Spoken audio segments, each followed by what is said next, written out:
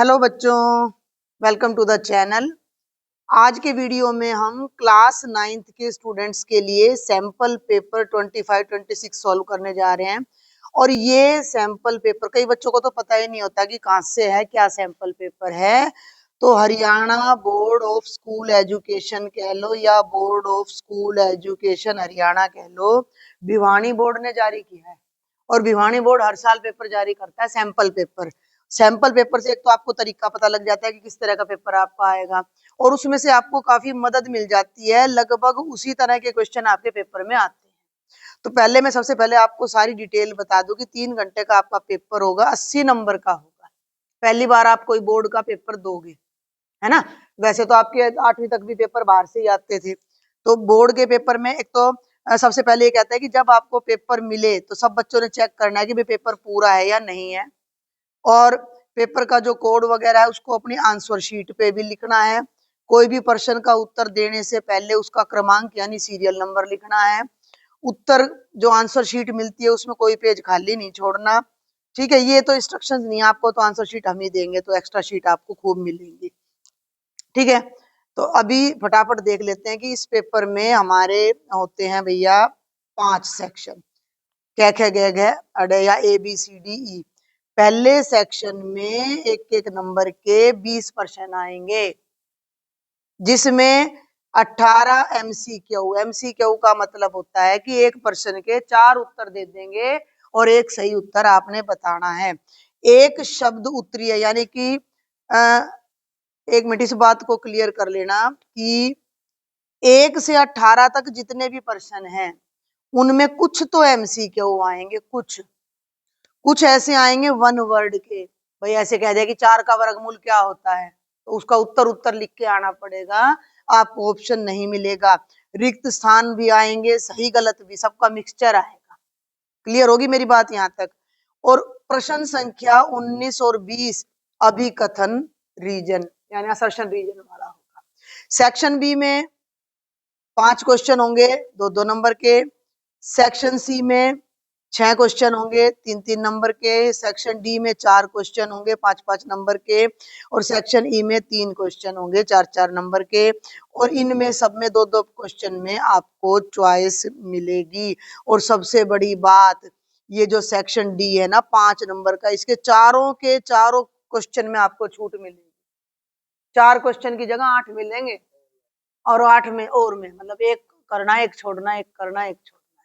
तो आज की वीडियो में मैं अब आपके लिए स्टार्ट करने जा रही हूँ सेक्शन ए। जो बच्चा इस सैंपल पेपर को कर लेगा, प्रीवियस ईयर के जो क्वेश्चन पेपर है उनको 2-3 को भी कर लो, 3 कर लो, एक ये कर लो, बहुत बढ़िया नंबर आ जाएंगे। ठीक है, सॉल्यूशन की जरूरत होगी तो मैं यहाँ राइट साइड में कर दूंगी, नहीं तो फिर मैं डायरेक्ट आपको बताऊंगी। सैंपल पेपर 2026 लिखेंगे। ठीक है भाई। पहला प्रश्न है, निम्न में से कौन सी अपरिमेय संख्या है? Which of the following is irrational? D, बहुत बढ़िया, बहुत जल्दी बताया। 0.14 पूरा भाग और पूरा दशमलव के बाद खत्म हो रहा है। इसमें बारंबारता है तो परिमेय है, इसमें भी बारंबारता है तो परिमेय है। ये बच गई हमारी अपरिमेय, तो पहले का उत्तर आ गया डी। अब ये ध्यान से करना है दूसरा, ध्यान देना। ये कह रहा है कि 81 की घात -2 और वर्गमूल के ऊपर ये 4 है। नहीं, ये थोड़ा ध्यान देना है, 1 मिनट।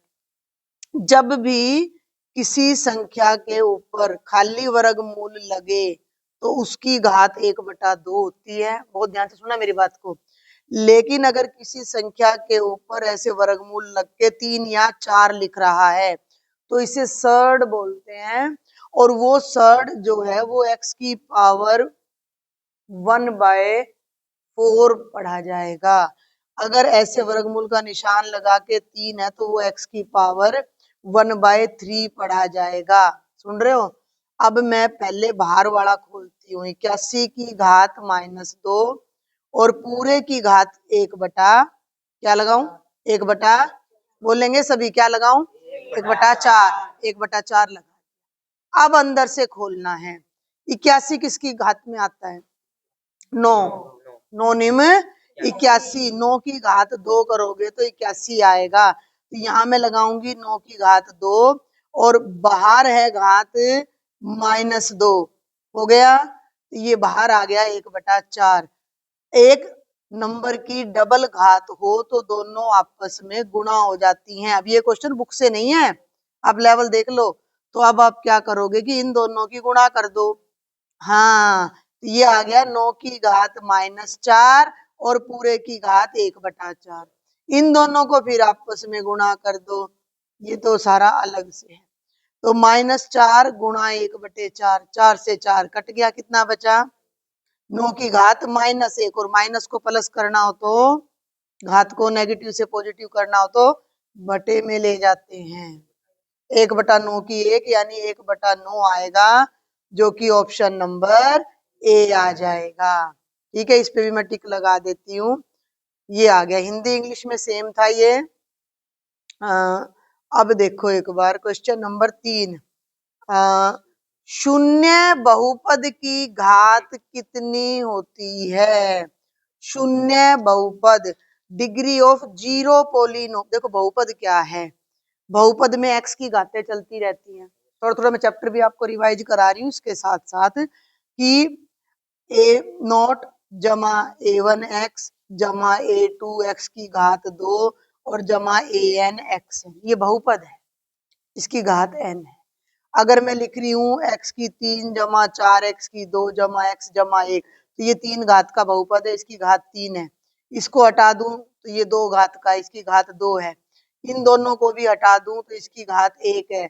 और अगर ये हमारा शून्य बहुपद नहीं होता, ये हमारा होता है कांस्टेंट, को हिंदी में क्या कहते हैं, स्थिरांक होता है, तो इसकी घात 0 होती है।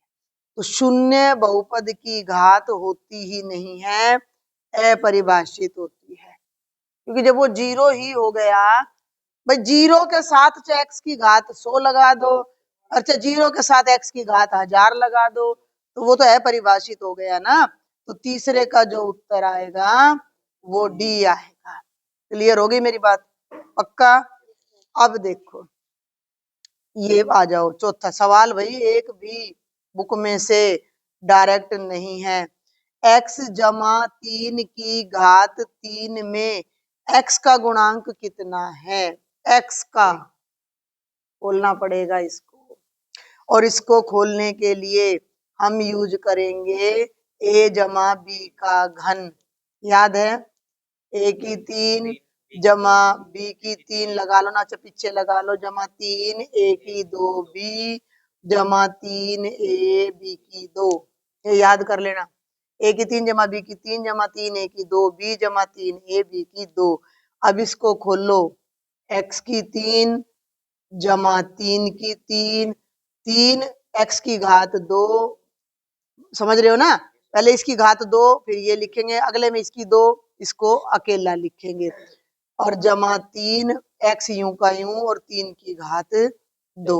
खोलो इसको, x की घात 3, 3 की 3 27, और ये कितना हो गया?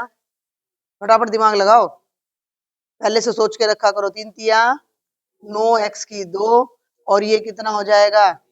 3 तिया 9, 9 तिया 27 x, ये आया खुल के। और इसमें अब आपने बताना है भैया x का गुणांक। तो इसमें x की रकम कहाँ है और उसका गुणांक क्या है? इसमें इस पूरी एक्सप्रेशन में, इस पूरे एक्सप्रेशन में x की रकम कहाँ है? इधर है। x केवल x हो जिसके साथ, हाँ ये है 27x। तो इसमें x का गुणांक कितना है? हाँ, तो इसमें x का गुणांक कितना है? अब ये देख लो कि ये सवाल डायरेक्ट नहीं है, तो इसका आंसर ऑप्शन डी आ जाएगा। ऑप्शन डी आ जाएगा। हमें डायरेक्ट नहीं पूछा, पहले इसको खोल लो। हाँ, ये हमने यहाँ पूरा इस फार्मूले को लगा के इसको खोला। खोलने के बाद जहाँ x आया उस पर ध्यान दिया। x का गुणांक बताने के लिए x को भूल जाओ, जो बच गया वो x का गुणांक हो जाता है। x का गुणांक हो गया 27। ठीक है, समझ में जा रहा है कि नहीं कुछ? पक्का? आगे चलो। ये क्वेश्चन तो मैंने आपको कराया भी था। रैखिक समीकरण 2x जमा 3y बराबर है 6 का ग्राफ y अक्ष को किस बिंदु पर काटता है? हाँ, ये आपको ध्यान रखना है कि 2x जमा 3y बराबर है 6, ये एक रेखा है बेटा, ध्यान से समझना भाई। ये x और y हो गया, ये x हो गया, ये y, ये लाइन है। अगर ये y को काट रही है तो यहाँ x 0 होगा, और अगर कोई दूसरी लाइन x को काट रही है तो वहां y 0 होगा। हाँ, अब हमारा क्वेश्चन है कि y को किस बिंदु पे काट रहा है, तो y को निकालने के लिए x को 0 रख दो, तो 2 के ब्रैकेट में 0 जमा 3y बराबर है 6, 3y बराबर है 6, y का मान 2 आ जाएगा। हाँ, x 0 और y 2, डी, वेरी गुड। तो इसका आंसर कितना हो जाएगा? डी आ जाएगा। अगर ये पूछता कि भैया x को कहाँ काट रहा है, तो अगर ये पूछता कि x को कहाँ काट रहा है, तो हाँ हाँ, y को 0 रख दे। बहुत अच्छे, y का मान 0। बार बार रिपीट किया करो, बोर मत हुआ करो। इस रैखिक समीकरण 3x घटा y बराबर x घटा 1 का के हैं वे मतलब कितने हल हैं? 1 है, 2 है, अनंत है, या कोई नहीं? अनंत हल है। कोई भी समीकरण मिल जाए, वैसे तो इसको इधर लाना है, 3x में से x गया, 2x घटा y बराबर 1, इसके हमेशा कितने हल होंगे? अनंत हल होंगे। रट लो इस बात को। 7वें पे आ जाओ। अब देखो क्वेश्चन भाई, पेपर इस बार 9th का मजेदार दे रखा है। 9th का पेपर बड़ा मजेदार दे रखा है, क्वेश्चन एक भी डायरेक्ट नहीं है। 7वें पे फोकस करो। यदि दो बिंदुओं के निर्देशांक P और Q हैं, तो देखो ध्यान से, P का भुज और ये क्या है? ये क्या है? नहीं, ये माइनस Q का भुज। P के भुज में से Q का भुज घटाना है। ये P है -2,3, ये Q है। P का भुज कौन सा? भुज कौन सा होता है? x और y में से भुज क्या होता है? बोलो, भुज क्या होता है? जो x वाला मान होता है वो भुज होता है। ये चैप्टर भी मैंने ऐसे कहा था कि इसको घोट के खा जाओ बिल्कुल।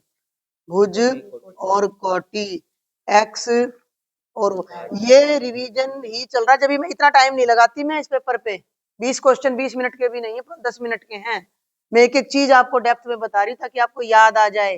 पहले वाला x, दूसरा y, पहला भुज दूसरा कोटि। अब P के भुज में से Q का भुज घटाना है, तो P का भुज है -2, और उसमें से भी Q का भुज माइनस करना है, तो -2, 2 माइनस मिलके हो गए +3। कितना आएगा ये तो बता दो? -2 जमा 3, -2 जमा 3। इसको उल्टा करो, उल्टा पढ़ो इसको। क्या पढ़ोगे उल्टा पढ़ोगे तो? 3 जमा थोड़ी पढ़ोगे। अरे भाई, -2 जमा 3 है, तो जमा 3 और -2 हो गया, तो कितना आया? 3 में से 2 गया, 1 आया। 3 में से 2 गया, 1 आया। तो आपका आंसर बी हो जाएगा। अब आ जाओ भाई क्वेश्चन नंबर 8 पर। हिंदी में कई बार चीजें समझ ना आए तो इंग्लिश में भी साथ साथ होता है। जिनको इंग्लिश में समझ में ना आए उनके लिए हिंदी होती है साथ साथ। एक ठोस के आयामों की संख्या, the number of dimensions of A solid. Solid बोलते हैं जैसे कोई बोतल है, संदूक है, तो उसके कितने आयाम होते हैं? आयाम का मतलब लंबाई, चौड़ाई, ऊंचाई। 3। कितने होते हैं? 3। तो डी ऑप्शन आ जाएगा। ठोस में लंबाई भी होती है, चौड़ाई भी होती है, और ऊंचाई भी होती है। जो चीजें एक ही चीज की दुगनी हो तो वे आपस में, अब इसमें खाली स्थान आ गया, अब इसमें ऑप्शन नहीं है, ये तो तुम्हें बताना पड़ेगा। जो चीजें, सुनना मेरी बात, जो चीजें या दो चीजें, मान लो कोई दो चीज है, वो एक ही चीज की दुगनी है, तो वे आपस में कैसी होंगी? भाई मान लो, तो ये चीजें आपस में क्या हो जाएंगी? बराबर हो जाएंगी। भाई जो चीज, अब जो चीज का मतलब चाहे 3 चीज हो, चाहे 4 हो, चाहे 5 हो। मान लो ये एक बच्चा है ए, ये बच्चा है बी, ये बच्चा है सी, है, इसके पास भी 20 कंचे हैं, इसके पास भी 20 कंचे हैं। तीनों के कंचे x के कंचों से दुगने हैं तो ये तीनों के बराबर है ना आपस में, तो यहाँ 9वें के उत्तर में क्या आ जाएगा, बराबर। अब 10वें पे आ जाओ। यदि दो समानांतर रेखाओं को प्रतिच्छेद करने वाली तिर्यक रेखा के एक ही ओर स्थित दो कोणों का अनुपात 2:3 है तो दोनों में से बड़ा कोण क्या होगा। ये दो रेखाएं हैं, ध्यान से सुनना। ये तिर्यक रेखा है, इसका और इसका जो अनुपात है, मान लो इसका नाम कुछ भी है, इन दोनों का ए और बी नाम ले लो। एक मिनट, इसका साइज छोटा कर लें इरेजर का। हाँ जी, अब इसको अगर मैं ए ले लूं और इसको बी ले लूं तो ए और बी का अनुपात 2:3 है, तो इनमें से बड़ा कोण कितने डिग्री का होगा। इसके बारे में तुम क्या जानते हो, जब दो रेखाओं को तिर्यक रेखा काटे तो ए जमा बी 180 होता है, ठीक है। ये अनुपात है तो इसको ले लो 2x, इसको ले लो 3x, 5x हो गया, x हो गया 180/5 यानी 36 डिग्री। तो ए का मान तो आ जाएगा 36 दूनी 72 और बी आ जाएगा 36 तिया 108। तो बड़ा कोण कितने डिग्री का हो गया, बड़ा है 108 डिग्री का, यानी कि ऑप्शन नंबर सी करेक्ट हो जाएगा। ऐसे थोड़ा दिमाग को अलर्ट रखो भाई। अब आ जाओ 11वें पे। अब आ जाओ 11वें पे। यदि त्रिभुज एबीसी और डीईएफ में, अब ये थोड़ा ध्यान देना पड़ेगा, ये हो गया एबीसी, ये हो गया डीईएफ, बना लेना ऐसे। और डीईएफ में अब ये देखना है कि ए बी एफ डी के बराबर है, ए बी एफ डी के बराबर है और दोनों त्रिभुज एस ए एस नियम से सर्वांगसम होंगे यदि भुजा कोण भुजा, तो एक भुजा कोण भुजा में क्या होता है कि दो भुजाएं बराबर और उनके बीच का कोण। हमें तो सिर्फ ये पता है कि ए बी की भुजा एफ डी के बराबर। हाँ देखो, अब एक बात सुनो, अब ये स्टेटमेंट अधूरी है, नीचे आ जाओ, यहाँ देखो, क्योंकि मैं कह रहा हूँ दो चीजें होनी चाहिए। ए बी तो एफ डी के बराबर है, तो हमेशा जब भी किसी पेपर में कोई क्वेश्चन मिसप्रिंट होगा तो वो इंग्लिश मीडियम वाली स्टेटमेंट आपने देखनी है। तो कोण ए कोण डी के बराबर दे रखा है, ये कोण इसके बराबर दे रखा है, तो कौन सी भुजा किसके बराबर होनी चाहिए फिर,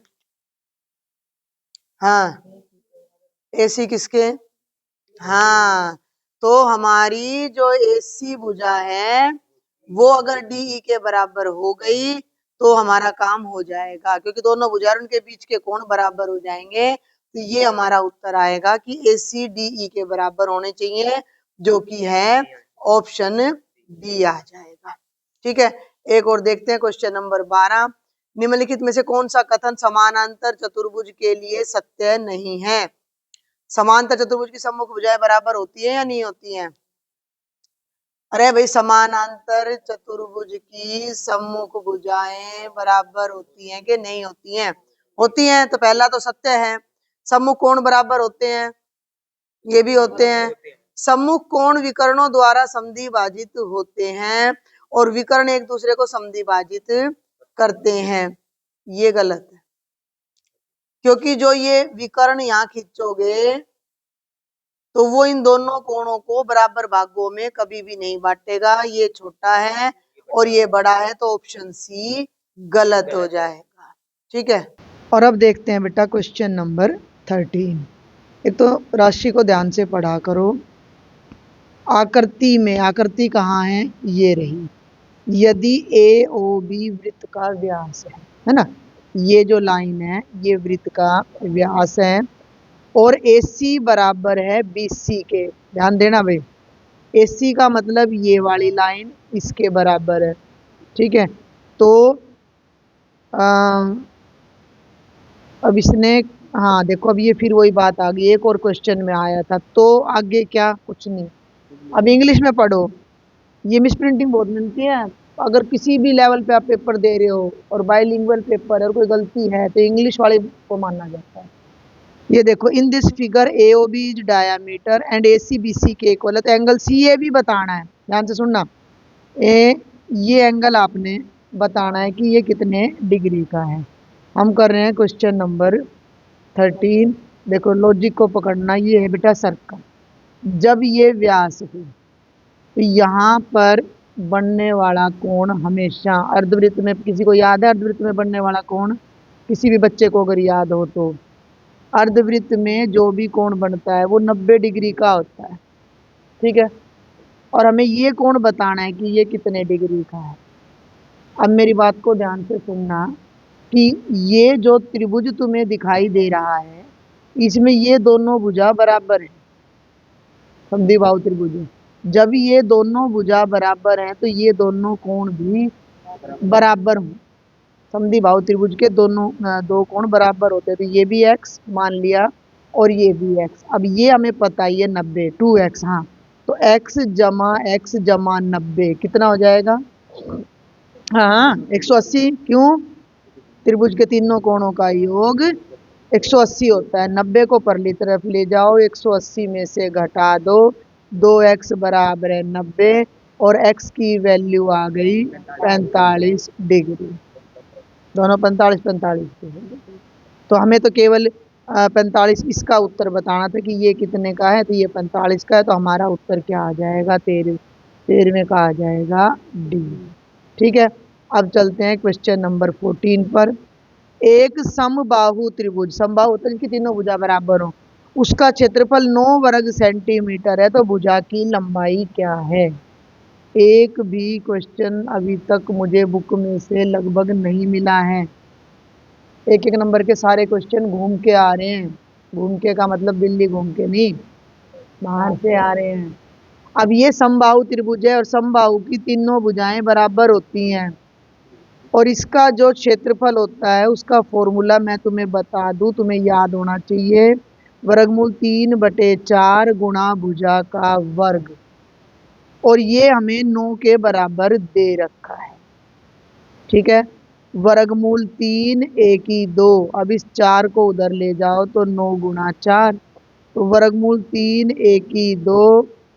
अच्छा अब ये देखो भैया, ये तो बहुत गड़बड़ है इस पेपर में। तो ये देखो, अब इन्होंने यहाँ क्षेत्रफल दे रखा है 9 वर्गमूल 3, ऊपर दे रखा है 9। हम अब इंग्लिश मीडियम से पढ़ के करेंगे, तो ये हमारा यहाँ आ गया 9 वर्गमूल 3, तो यहाँ भी वर्गमूल 3 आ गया, तो ये आ गया 36 वर्गमूल 3। अब फिर वर्गमूल 3 से वर्गमूल 3, तो 1 2 बराबर है 36 आ गया, तो ये कितना आएगा? 1 2 अगर 36 है तो ये कितना आएगा? 12 कैसे आएगा? वर्गमूल के लिए क्या करते हो? वर्गमूल हटाने के लिए क्या करते हैं? दोनों नहीं, वर्ग हटाने के लिए क्या करते हैं? वर्गमूल कर देते हैं। तो ये तो कट के ए आ गया, और 36 का वर्गमूल 6 आ जाएगा, तो भुजा कितनी हो जाएगी? 6 सेंटीमीटर। तो आंसर आ जाएगा हमारा 6 सेंटीमीटर। यहाँ कोई ऑप्शन नहीं है, तो डायरेक्ट आंसर लिखना पड़ेगा। अब करते हैं क्वेश्चन नंबर 15। 2 आर त्रिज्या वाले गोले का आयतन, हम इंग्लिश वाला देखेंगे। What will be the volume of a sphere of radius 2 R? अब ये तुम्हें मूर्ख बना रहा है, रेडियस आर होता है, इसमें 2 आर दे रखा, तो तुम्हें 2 आर ही लेना है कि गोले की जो त्रिज्या है वो आर नहीं है, 2 आर है।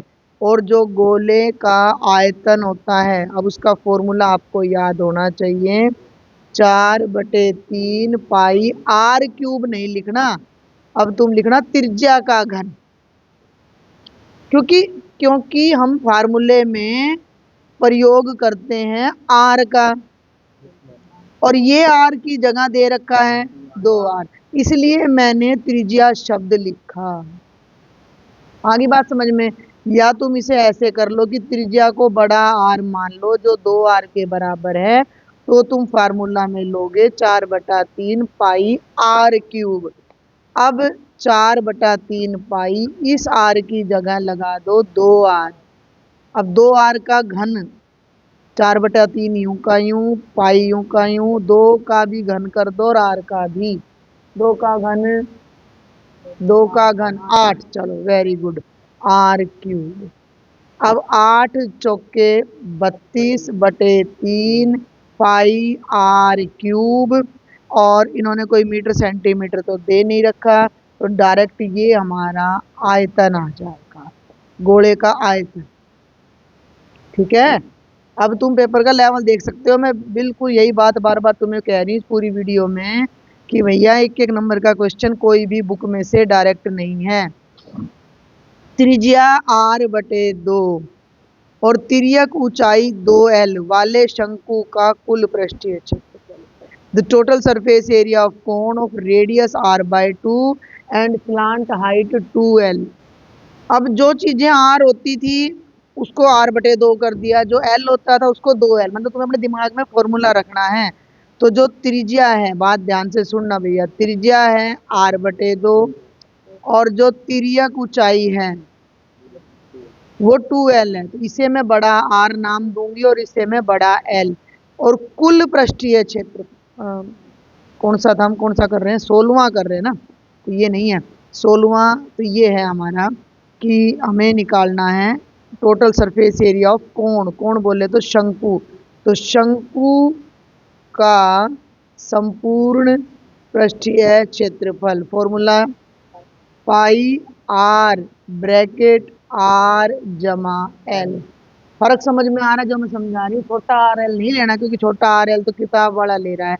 इस बड़े आर की जगह लगा दो r/2, यहाँ भी लगा दो r/2 और यहाँ लगा दो 2l/1। थोड़ा सा इसे हल कर लेना। पाई r/2 ब्रैकेट में 2 लघुत्तम ले लो, तो r इस 2 को इस 2l से करोगे तो 4l।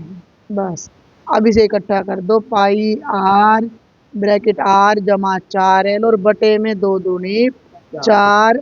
आयतन है ना, अभी ने मीटर सेंटीमीटर तो नहीं लिख रखा, तो आप इसे इकाई वर्ग इकाई भी लिख सकते हो, इकाई वर्ग भी लिख सकते हो, नहीं तो ऐसे का ऐसा भी छोड़ सकते हो। 17वां भी इन्होंने कुछ ऐसा ही दे दिया है। 3-3 4-4 क्वेश्चन आ रहे हैं एक एक चैप्टर में से। किसी अर्धगोले का आयतन 18 पाई सेंटीमीटर क्यूब है। ठीक है, इसको एक बार इरेज करके दोबारा करते हैं। अर्धगोला, ये है अर्धगोला। ठीक है, अर्धगोले का जो आयतन होता है उसका फार्मूला होता है 2/3 पाई r क्यूब, और ये दे रखा है 18 पाई के बराबर। और अब हमने भाई लॉजिक को पकड़ो कि जो अर्धगोले का आयतन है वो 18 पाई है और कुल पृष्ठीय क्षेत्रफल निकालना है। कुल पृष्ठीय क्षेत्रफल होता है 3 पाई r², यानी मुझे त्रिज्या चाहिए। अब मैं त्रिज्या यहाँ से निकालूंगी, पाई से पाई कट गया, 3 उधर, r क्यूब तो यहीं रह गया 18, 3 ऊपर और 2 नीचे, 2 नीम 18, 9 तिये r क्यूब 27 आ गया। 27 किसका घन होता है, हाँ 27 3 का घन होता है, 3 तिया 9 तिया 27, घन से घन कट गया तो r 3 सेंटीमीटर आ गया। r नहीं निकालना, हमने तो अर्धगोले का कुल पृष्ठीय क्षेत्रफल निकालना है। ये इतना लंबा करना नहीं है, मैं तो तुम्हें समझा रही हूँ तो मैं पूरा लिख रही हूँ, मेरी बात नहीं समझ रही हो ना तुम। तो सीधा ये काम करोगे और सीधा फॉर्मूला लिख के उसमें वैल्यू पुट करोगे, सारा रफ में करोगे। ठीक है, अर्धगोले का कुल पृष्ठीय क्षेत्रफल अभी भी बताया मैंने 3 पाई r²। 3 पाई लगाओ तो पाई लगा दो ना, पाई की जगह 22/7 और गुणा 3 का वर्ग, 3 तिया 9, 9 तिया 27 गुणा 22/7, हल कर लेना, 22 7 154, 15, 22 दूनी 44 और 15 594/7 वर्ग सेंटीमीटर। ये आपका आंसर आ जाएगा। अभी 2-2 नंबर जितने क्वेश्चन एक एक में दे रखे हैं। 18वां, वर्ग अंतराल 90 से 120 का वर्ग चिन्ह क्या है, what is the class mark. याद है किसी बच्चे को क्लास मार्क, हाँ वेरी गुड। दोनों को जोड़ के 2 से भाग कर दो, 210/2 105 आ जाएगा। ठीक है, अब जो 19वां और 20वां है वो असर्शन रीजन है। असर्शन रीजन सबको पता है, फिर भी जल्दी से मैं बता दूं आपको। एक तो असर्शन यानी अभिकथन दे देंगे, एक तर्क दे देंगे, दोनों को 2 सवाल दे देंगे, 2 सवाल दे देंगे, एक अभिकथन है एक तर्क है। दोनों को आपने चेक करना है कि ये सही है या नहीं और ये सही है या नहीं, और ये इसको समझा रहा है कि नहीं, इसकी वजह से ये है या नहीं। अगर दोनों सही हैं और ये इसको व्याख्या कर रहा है तो ए। दोनों सही है लेकिन ये इसकी व्याख्या नहीं कर रहा तो बी।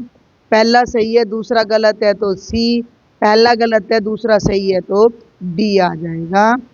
तो 19वें में अभिकथन देखो क्या कहता है। यदि x बराबर है 3 और y बराबर है 2 समीकरण का हल है तो k का मान 17 है। 3x जमा 4y बराबर k है। x की जगह 3 और y की जगह 2 तो 3 गुणा 3 जमा 4 गुणा 2 3 तिया 4 दूनी 9 और 8 17। ये तो 17 आ गया यानी कि ये तो सत्य है, सही है, ट्रू है। असर्शन अब मैं ले रही हूँ रीजन, कारण। 3x जमा 4 बराबर है 0 एक चर में रैखिक समीकरण है। समीकरण भी है एक चर में भी है तो ये सत्य है। सत्य तो दोनों है लेकिन इस नीचे वाले का प्रयोग इसमें नहीं हो रहा। हाँ ये अलग कहानी है, ये अलग कहानी है। तो जो हमारा आंसर आएगा वो बी आ जाएगा। एक लास्ट क्वेश्चन और रह गया सेक्शन ए का। इस बार मैं बार बार कह रही हूँ 9वीं का पेपर मुश्किल आ रहा है तो मुझे पूरी संभावना है कि 9वीं का फाइनल पेपर भी मुश्किल आ। नहीं तो 11th का आता था जिस तरह से सैंपल पेपर इन्होंने दे रखा है। 20वां देखो भाई, यदि एक चक्रीय चतुर्भुज के दो सम्मुख कोण x और y इस प्रकार हो। देखो पहले तो चक्रीय चतुर्भुज बता दूं क्या होता है। अगर किसी चतुर्भुज के आमने सामने के कोणों का योग 180 हो, कोण ए और कोण बी 180 डिग्री है हो, कोण सी और कोण डी भी 180 डिग्री, तो एक्स वाई ये तो समझा दिया मैंने कि भाई चक्रीय चतुर्भुज वो होता है जिसके सामने आमने सामने के कोणों का योग 180 हो। लेकिन अब ये कह रहा है कि उसके दो कोण है, एक एक्स और एक वाई है। ये एक्स है और ये वाई है। एक्स वाई के तिगुणे से 60 कम है। जो x है y का तिगुना यानी 3y से 60 कम है, ये x है। तो ये कह रहा है कि x का मान 140 होना चाहिए। अब हमें ये भी पता है कि भाई साहब x और y का जोड़ 180 होगा। अब x की जगह ये रख दो है, x की जगह 3y घटा 60 रख दो और जमा y बराबर 180। इसको हल करके पहले y निकालो फिर x निकालो तो ये आ गया 4y बराबर है 180 जमा 60 यानी कि 240। तो y आ गया 60 है ना 4 के पहाड़े में 24, 4 6 24 ठीक आ गया, y आ गया 60। जब y 60 है और x और y का जोड़ 120 है तो x कितना होना चाहिए ना, x और y का जोड़ 180 है तो x कितना होना चाहिए। भाई जब y 60 है, भाई मेरी बात समझ में आई कि नहीं, फिर देखो दोबारा। जो x है देखो ध्यान से, जो x है वो y के तिगुणे से 60 कम है यानी 3y घटा 60। अब हमने नू बेरा है कि भाई इन दोनों का जोड़ 180 है तो x की जगह मैंने रख दिया 3y घटा 60 जमा y। इन दोनों ने करोगे तो 4y, 60 पराने चला गया तो 240 बन गया। 240 ने 4 से भाग करोगे तो y का मान 60 आ गया। जब y 60 है तो x कितना होगा। हाँ इसमें हिचकन की क्या बात है, 180 घटा 60 यानी 120। जबकि ये भाई साहब कह रहे हैं कि 140 होना चाहिए। तो ये सही कह रहा है कि गलत कह रहा है, गलत कह रहा है। तो असर्शन गलत है, असर्शन गलत है। अब रीजन देखो, एक चक्रीय चतुर्भुज के सम्मुख कोणों का जोड़ 180 होता है, ये सही है। अब बताओ कौन सा, अभी बताया मैंने ये बात। अब इनमें से उत्तर कौन सा आएगा, तो असर्शन गलत है, रीजन सही है। इसमें ना एक मिनट, तुम्हारी ये पेपर छापने वाले ने हद ही कर रखी है, बहुत ही हद कर रखी है। ये सत्य है तो हमारा आंसर आ जाएगा ऑप्शन डी। ये आपका सेक्शन ए का पूरा सॉल्यूशन था। सेक्शन बी नेक्स्ट वीडियो में करेंगे। कोई भी डाउट है, कोई भी क्वेरी है तो मुझे ज़रूर शेयर करें और आप सब बच्चे ये 20 के 20 क्वेश्चन सॉल्व करके लाएंगे।